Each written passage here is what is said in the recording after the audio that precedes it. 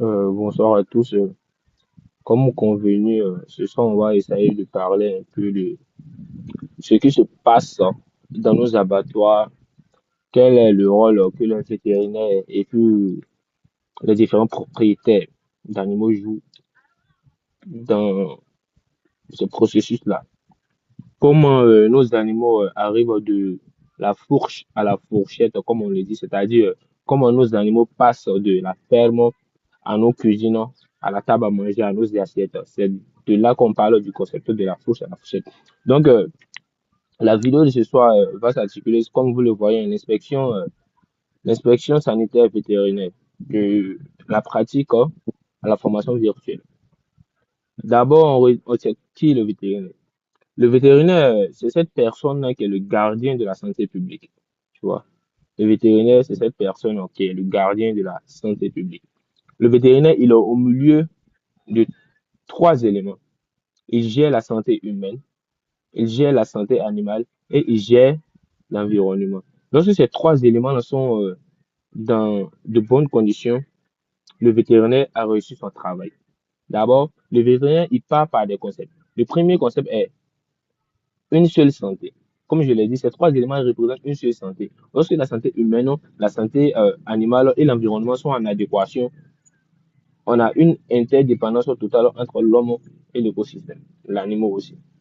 Ensuite, le vétérinaire il a pour rôle de prévenir des zoonoses. Comme je l'expliquais dans la vidéo précédente le matin, une zoonose est une maladie qui est transmissible de l'homme en animal. Donc, le vétérinaire il a pour rôle de prévenir ces maladies-là. Ensuite, le vétérinaire il a pour rôle de surveiller la surveillance épidémiologique. La surveillance épidémiologique, c'est quoi la surveillance épidémiologique? La surveillance épidémiologique, c'est le fait que le vétérinaire a pour rôle de surveiller tout ce qui est comme maladie qui va arriver aux animaux. C'est ça l'épidémiologie. Tout ce qui est comme maladie qui peut rentrer, tout ce qui est comme épidémie qui peut rentrer sur ces animaux-là. Et puis, le vétérinaire va se servir de l'abattoir comme un poste d'observation avancé, tu vois. Vu que tous les animaux vont arriver à l'abattoir, il va s'installer à l'abattoir pour pouvoir vérifier tout ça. Ensuite, le vétérinaire, il est chargé de garantir la sécurité alimentaire. Comment on garantit la sécurité alimentaire? Il va garantir la salubrité de la sécurité alimentaire, comme je l'ai dit, de la fourche à la fourchette. De la fourche à la fourchette. La fourche, ça c'est utilisé en ferme. La fourchette, c'est ce qu'on utilise sur nos tables à manger. Ça, c'est un peu le rôle du vétérinaire. On va essayer d'avancer un peu. Maintenant, on va parler de l'infrastructure. Le principe de la marche en avant. C'est quoi le principe de la marche en avant? Je vous explique. Le principe de la marche en avant, c'est lorsque les animaux arrivent à l'abattoir. Lorsque les animaux arrivent à l'abattoir, ils doivent suivre un processus. Aucun animal ne doit se croiser. Tu vois, les animaux ne doivent pas se croiser. Donc, ils vont avancer. Aucun animal ne recule. Une fois que tu rentres dans la chaîne, tu sors en viande. Une fois que tu rentres dans la chaîne, tu sors en viande. Donc, personne ne se croise. D'abord, on a différentes zones. On a différentes zones. La première zone que vous voyez ici, là, c'est la zone de stabulation. C'est-à-dire que lorsque les animaux viennent, c'est ici les animaux sont reçus. Dans tous les abattoirs, il y a ça, et les abattoirs modernes. Je ne parle pas de nos abattoirs du village qui ne respectent pas les normes. Les abattoirs qui respectent les normes, qui essaient de garantir la sécurité alimentaire. Tu vois. Lorsque les animaux viennent de différents pays, on a des animaux qui viennent du Mali, du Burkina, du Niger. Ces animaux-là, ils sont reçus ici, dans la zone de stabilisation. Lorsqu'ils sont reçus ici, ensuite, ici, il y a une première inspection qui est faite. Après la première inspection qui est faite, les animaux, ils sont amenés ici, dans le hall de saignée. La saignée, c'est ce que vous appelez égorger là. Égorger l'animal. En beau français, on dit faire la saignée. Donc, ils sont amenés dans le hall de la saignée où la saignée sera faite. Ensuite, il y a un troisième hall ici, qui est le dépouillage. Dépouiller un animal, c'est, comme on le dit, c'est le déshabiller. Enlever la peau, le cul là-dessus. Tu vois, ça, c'est dépouiller un animal. Donc, on va aller de la zone de stabilisation à la saignée. Après la saignée, on va dépouiller l'animal. Après, on va venir dans la quatrième zone où on va faire l'éviscération et l'inspection. Ici, c'est la zone qui est propre. La zone qui est propre, c'est-à-dire que ici, l'éviscération va consister à faire la fente latérale, et puis enlever tout ce qui est viscère au niveau de l'animal, tout ce qui est viscères seront retirés. Et puis, le vétérinaire, c'est ici que le vétérinaire fait son inspection, l'inspection post-mortem. Mais ici, on parle ici du principe du 5S. Le principe du 5S, c'est la séparation du secteur sain et du secteur souillé. Ici, c'est le secteur souillé. Regardez, ici, tout ce qui est saleté, déjection, tout va rester ici. Maintenant, au niveau de la zone de viscération, c'est le secteur propre.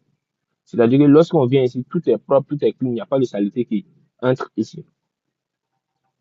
Ensuite, le protocole d'hygiène et équipement.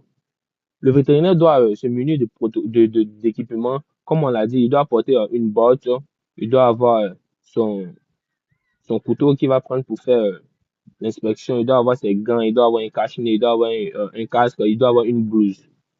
Tu vois? Ça, c'est l'équipement que le vétérinaire doit avoir pour pouvoir faire son inspection. Ensuite, comme je l'ai dit, il y a deux phases d'inspection.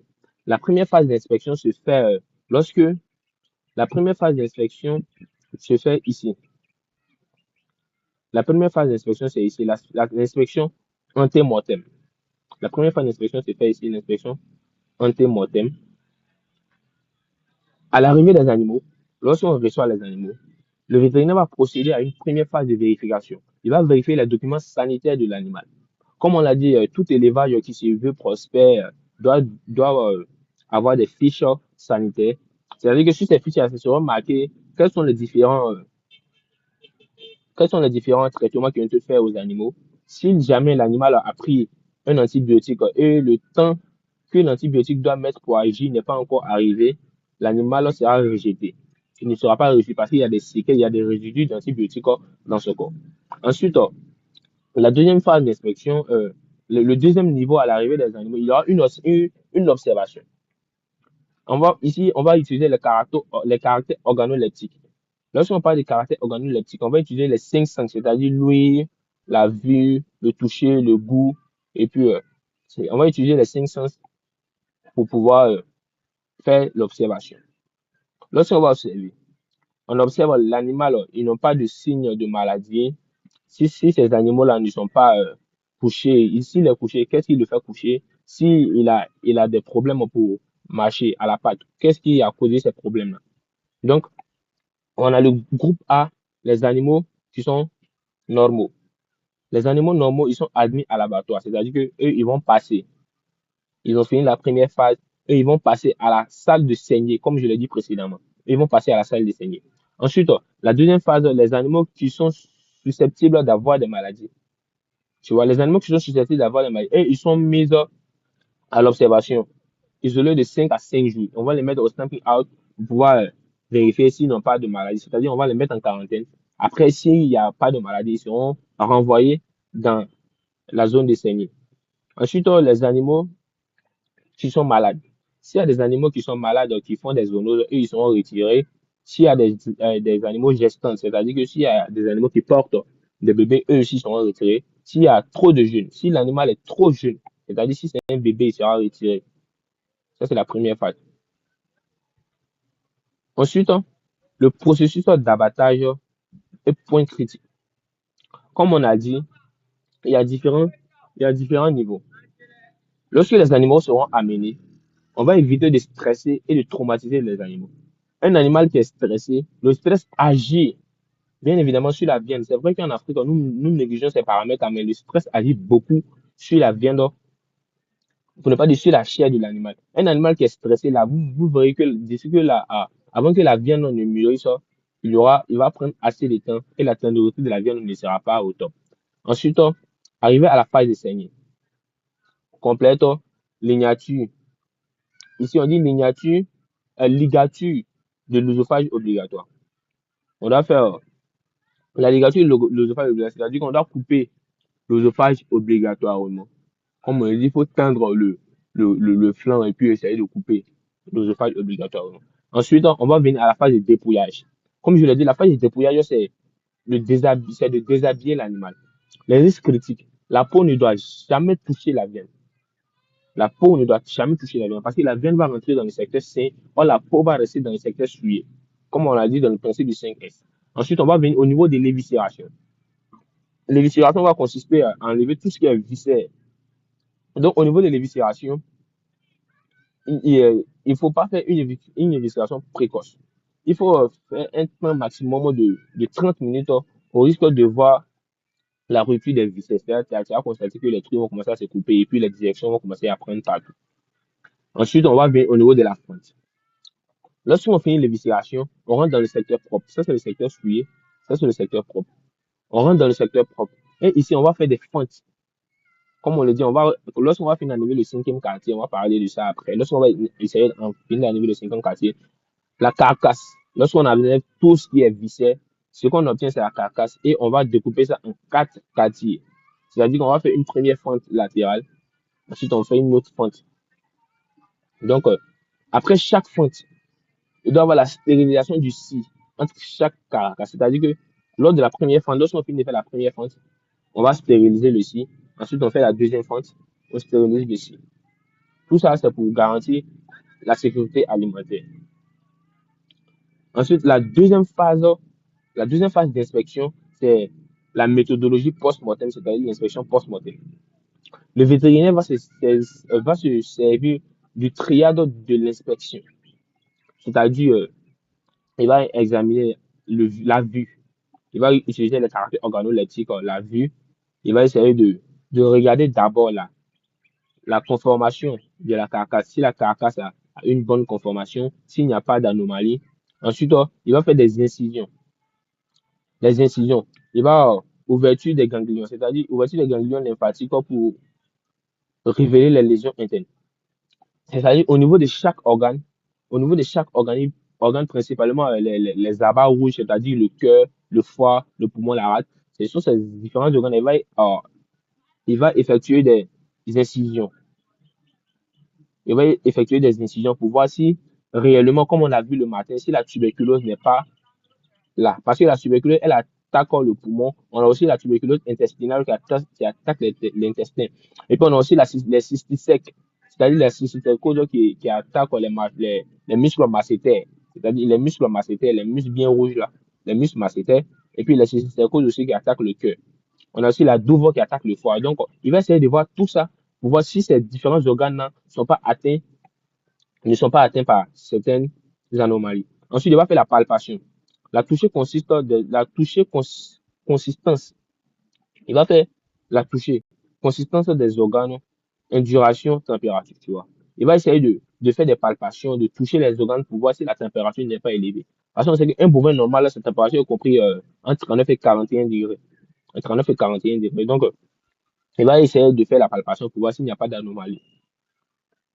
Ensuite, à l'anatomie de l'inspection. Quels sont les différents organes que le vétérinaire va inspecter pour s'assurer qu'il n'y a pas de maladie au niveau de la viande lors de l'inspection post-mortem? On a la tête et le poumon. Au niveau de la tête, comme je l'ai dit, il va, il va inspecter les ganglions rétropharyngiens pour voir s'il n'y a pas de tuberculose ou d'abcès. Tu vois, ici, ce sont les muscles massétaires. Les muscles massétaires se situent au niveau de la mâchoire, ici là. Les muscles massétaires, il va faire l'inspection des muscles massétaires. Il va faire une incision des muscles massétaires pour voir s'il n'y a pas de cystique à l'intérieur. Ensuite, il va inspecter le ganglion ici pour voir si le ganglion n'est pas enflé. Si le ganglion est enflé, c'est-à-dire si on a des trucs, on appelle ça comment? Des trucs lymphatiques, des liquides lymphatiques dans les ganglions, cela veut dire que non, il y a un problème. Ensuite, au niveau du poumon. Au niveau du poumon, comme on le sait très bien, la tuberculose bovine attaque le poumon. Donc, il va inspecter les ganglions trachéobronchiques pour voir s'il n'y a pas de tuberculose ici. Si le ganglion est enflé, c'est-à-dire qu'il y a un problème. Ensuite, il va faire une incision pour voir à l'intérieur du poumon s'il n'y a pas les tubercules ou les nodules jaunâtres qu'on a vu sur l'autre image. Ensuite, il va inspecter le parenchyme pour voir s'il n'y a pas le kyste à l'intérieur, le kyste hydratique. Le kyste hydratique qui est une maladie aussi, pour voir s'il n'y a pas le kyste à l'intérieur du poumon. Ensuite, les autres organes à inspecter, l'inspection des viscères et du cœur. Au niveau de l'inspection des viscères, on a le foie. Excusez-moi, on a le foie. Au niveau du foie, il va réaliser une incision du lobe de Spigel pour voir s'il n'y a pas de dystomatose ou de douve. On sait que la douve attaque très majoritairement la foie. On a la grande douve qui est Phaseola gigantica qui attaque les gros ruminants et on a la petite double Phaseola, j'ai oublié l'autre nom scientifique là, mais ça pour les grands bovins, hein, on a Phaseola gigantica qui attaque ces foies-là. Ensuite, au niveau du cœur, on a dit que les cysticèques, ils aiment les muscles très rouges. Donc, le cysticèque, il va s'installer au niveau du cœur. Donc, il va réaliser une fente, pour ne pas dire une incision ventriculaire. Au niveau de chaque ventricule, il va faire une incision pour voir s'il n'y a pas de cysticèque à l'intérieur. Ensuite, il va faire l'inspection des ganglions mésentériques pour voir s'il n'y a pas de tuberculose digestive à l'intérieur de, de l'intestin. Ensuite, le verdict. Quel est le verdict au final? Les viandes qui sont aptes à la consommation, ce sont toutes ces viandes-là qui ont gravi ces différentes étapes-là haut la main, c'est-à-dire qu'il n'y a pas eu de problème. C'est une viande qui est salibre, c'est-à-dire qu'il y a une viande qui est propre, qui est apte à la consommation. Ensuite, les consignes. Lorsque la consigne, ça consiste à saisir une viande pour effectuer des examens complémentaires. C'est-à-dire qu'on n'est pas sûr. Le vétérinaire, il a fait tous ces examens, mais il n'est pas sûr. Il doute encore de la salubrité de la viande là. Donc, il va faire une mise en attente de la viande qui va durer entre 24 et 48 heures, mais qui sera faite au froid ou au chaud. Ensuite, la saisie totale. La saisie totale, va consister à saisir la viande. C'est-à-dire qu'on va la détruire par incinération, c'est-à-dire qu'on va la brûler. On va brûler la viande ou on va l'enterrer à l'aide de la chaux vive à des profondeurs. Vous voyez? Donc, les motifs fréquents de saisie de viande, c'est la tuberculose généralisée, les cysticoses massifs et puis la putréfaction. La putréfaction, c'est-à-dire que la viande la viande est pourrie. Maintenant, quel est l'avantage au niveau des défis de la formation traditionnelle? Ça, c'est un peu pour les étudiants là. Pourquoi innover? Pourquoi innover dans le domaine de l'élevage? Pourquoi innover dans nos différents abattoirs? Lorsqu'on innove, on doit innover dans nos différents abattoirs parce qu'on a on a un accès limité aux abattoirs réels. C'est-à-dire que les étudiants ne sont pas réellement confrontés au terrain. Les étudiants n'ont pas la main à la pâte, comme on le dit. Et puis, on a l'aléatoire pathologie. Les lésions ne sont pas toujours présentes pour les étudiants. C'est-à-dire que les étudiants, comme je le disais auparavant, les étudiants n'ont pas la main à la pâte. Il y a certaines choses qu'ils n'arrivent pas à percevoir. Ensuite, il y a les besoins de standardisation pédologique. Je vais donner quelques solutions qui peuvent nous permettre d'améliorer l'étude de l'élevage en Côte d'Ivoire. Dans un premier temps, il y a l'innovation pédagogique, le Serious Game. Le Serious Game est une plateforme qui a été mise en place pour permettre aux étudiants de manipuler virtuellement les animaux. Ça, c'est l'école nationale de vétérinaire qui a mis ça en place. C'est une simulation immersive. Le rôle, l'étudiant incarne un inspecteur, action, incision virtuelle et identification des lésions, validation, on fait des examens à l'appui. Ensuite, horizon technologique, la virtopsie. L'autopsie. C'est-à-dire la virtopsie, ce sont des autopsies virtuelles qui seront réalisées par les étudiants. C'est-à-dire on a des appareils, on a l'intelligence artificielle qui va nous permettre de mettre en place des autopsies virtuelles pour des étudiants à partir de scanners IRM. L'avantage, c'est l'examen non destructif, hiérarchisé numériquement permettant de faire ses preuves et puis à l'application légale humaine et pathologique au vétérinaire avancé. Ensuite, la synthèse. La synthèse, tout ce qu'on a dit là, qu'est-ce il faut prendre? Le vétérinaire 2.0. C'est qui le vétérinaire 2.0? Le vétérinaire 2.0, c'est cette personne-là qui arrive à faire la fusion entre la tradition, l'évolution et ses objectifs. La tradition, c'est la rigueur et l'hygiène présent.